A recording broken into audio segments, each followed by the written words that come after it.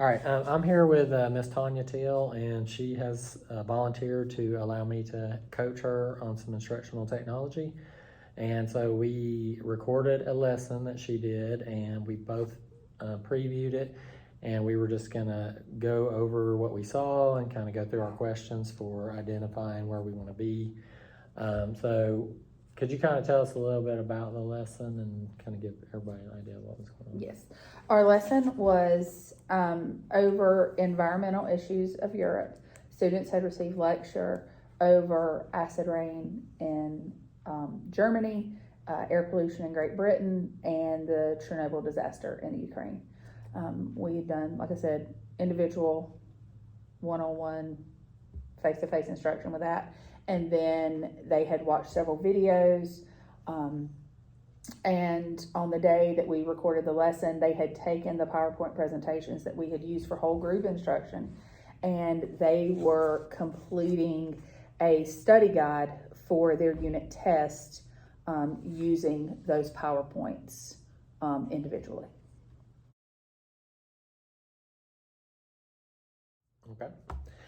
So on a scale of 1 to 10, how would you rank that specific lesson? I would give it a 3. 3, okay. Mm-hmm. All right, and why would you think that? Why would you give it a 3? I felt like the kids were not engaged. It was kind of like they treated it like busy work, like a sit down and be quiet thing. They didn't use it in a meaningful way, which was to prepare them for their assessment. And sometimes when you put them on the computer, they look at it as a free day. Okay. And I just didn't feel like as a whole that the lesson was super successful, especially once I saw the assessment grades. That's right. All right, so you gave it a 3. Why would you not go lower than that? What did you like about it? What I liked about the lesson was that the information was completely accessible to them. The information was there. It was all there for them to absorb, but they just did not buy into the lesson, I guess. So I feel like it could have been a decent lesson, but the kids were just not as engaged as I hoped they would be when we got to it. Okay. All right, and so we kind of talked about what pleased you and what you did like about it. So what do you think you could have done, or what do you think could have made the lesson go up in number? Maybe even a 10 is where, that's an ideal lesson. As far as like preparing for an assessment and completing a study guide, I think something where students are able to be creative and they can make things on their own. They tend to be more engaged with something like that when they're making something. And especially if it's something that they can show off to their classmates, okay, and they can involve their peers with, they tend to get more involved with stuff like that. They're always asking, when can I present this to the class? When do I show this to the class? So I think if we could come up with something or if I could have come up with something where they created the study guide or created something for the whole class to share with them, they would have been more engaged. And just more accountable for their work, I guess. Okay. All right. So we want to increase engagement, and that would definitely raise the lesson value up. A dream lesson with the class we videoed using technology would be them being able to be, number 1, engaged. Number 2, accountable. And by accountable, I don't mean like owning their work, but being self-starters, I guess, is more what I'm trying to say. They want me to hold their hand a lot. They don't trust themselves. They don't have enough confidence in what they're doing. So that involves a lot of running around table to table to table, checking on what they want, everything checked off before they do it because they're afraid to make mistakes. So them being more of a self-starter and knowing how to produce what I'm asking them to do. Okay. Does that make sense? Oh, yeah. Okay. Thinking about that specific lesson, what would you say the number or percent of students that were engaged in the lesson were? We have 25 kids in there. I would say 20 20%, maybe All right. We'll 20%, and it's about what, 5 kids. Yeah, 1/5. Yeah, Yeah. it'd be my math. Math. I teach math. About 20% of the kids, but it's always the same 20%. Yes. Okay. And the other, and then you've probably got another 30%, 35, 40 maybe, that are gonna do what they're supposed to do, but it's gonna be a struggle. And then you've got that other 30, 35% that it is like pulling teeth. And some of that is behavior, some of that is just lack of know-how, just a low skill level. Right. Okay. Okay. So we're looking at 20%. All right. We're looking at 20% of the students were engaged. So, what would be, if we were looking to increase that? What would be an ideal jump for you as far as where would you like the next time we do this to be? I would like to be at 60%. I think Okay, that's 60%. I think that's fair. I think it's realistic. I don't want to be like 100%. No. Right. 100%. I think 60% is realistic. That's, over half the class. That's about 14 kids completely engaged, and I think it's completely doable. Okay. All right. So when we're looking at the goal that we just set, we talked about the 60% of students engaged, and so how will we want to measure that? How will we show how will you want to measure Well, that? the easiest way is going to be their assessment grades. Do we see an improvement from the first assessment that they took after that lesson that you videoed versus the assessment they're going to take after we implement this technology? And Okay. that's the first thing. Number 2, I think that we could see like eye tests, like how engaged are they? You could look at that video and tell the kids who are just like, I think you would be able to just physically see who's more engaged. But number wise, I think the assessment grade is going to be our biggest tell of if this works, and how well they take to it.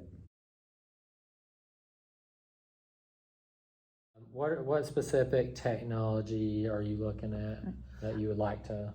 I'm very interested in is it Bluekit? Is it Bluekit? Bluekit. I don't even know how to say it. That's how unknowledgeable I am.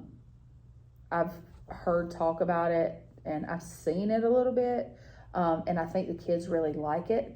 So if it feels like they're not doing work, but they are doing work, I think that is where we're going to get most bang for our buck. Oh.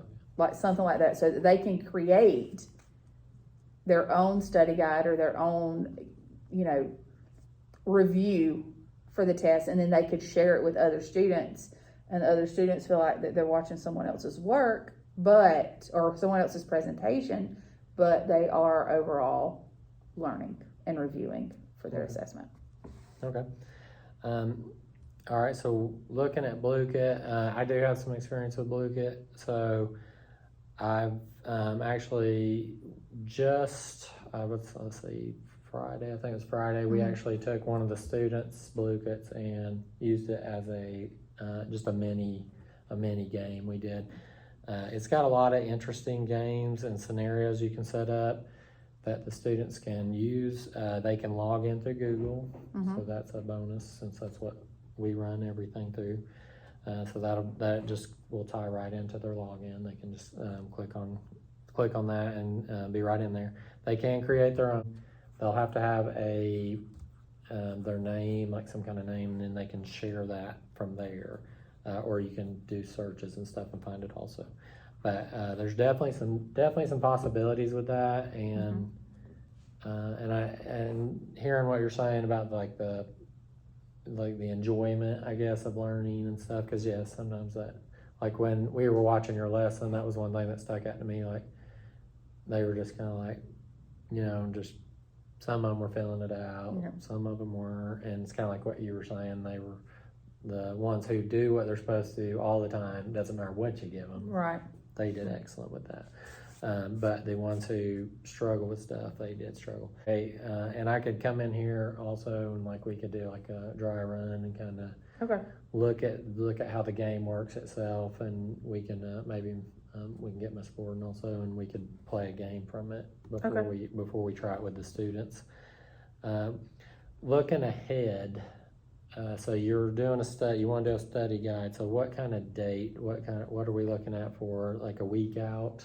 Our next assessment is scheduled for, I'm looking at my calendar. Okay. Our next assessment is scheduled for November the 4th. All right, and we want to get a chance to trial this, so we could do that. What day would you want to do it with the kids? That's where we need to really target, and then we can arrange around that. The day that I would like to do this activity with the kids, I think the best day would be like the 3rd, the day before the test. Okay. So, or maybe even 2 days, like that Tuesday and Wednesday.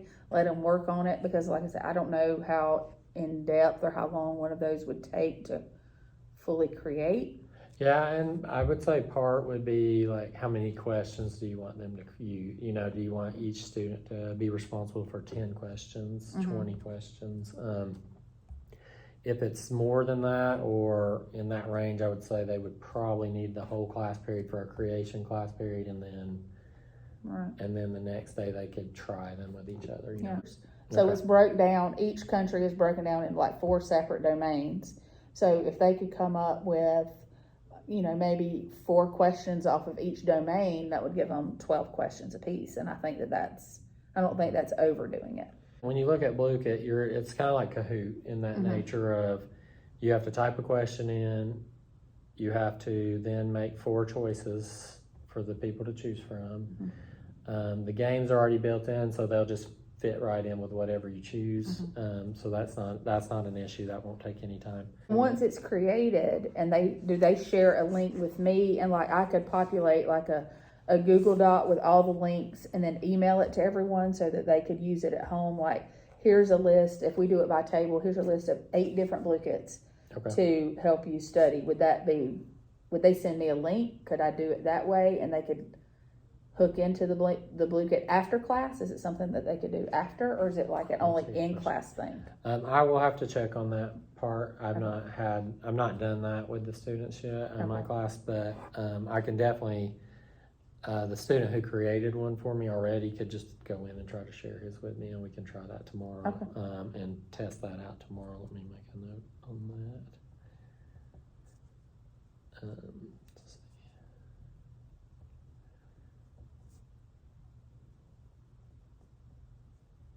Okay, so just a quick summary of what we're talking about. We want to make a Blue-Kit where where the kids are doing a review. They're creating their own review, and the goal is to get where we have 60% of the students from that class engaged in the learning, a little more on task. And so, are you comfortable with that? Yes. Is that a comfortable goal for you? Okay. All right. Well, I will check on this, and like I said, we'll meet and kind of trial this. If at all possible, I may come in during planning tomorrow, and we can do it then. Okay. And I'll check with this in the morning and see how that works out. And then from there, we'll kind of decide, what instructions you need to set up for the kids and get it set up that way. Okay. Okay, do you have any questions for me or anything? All right, well, thank you so much. You're so welcome. All right.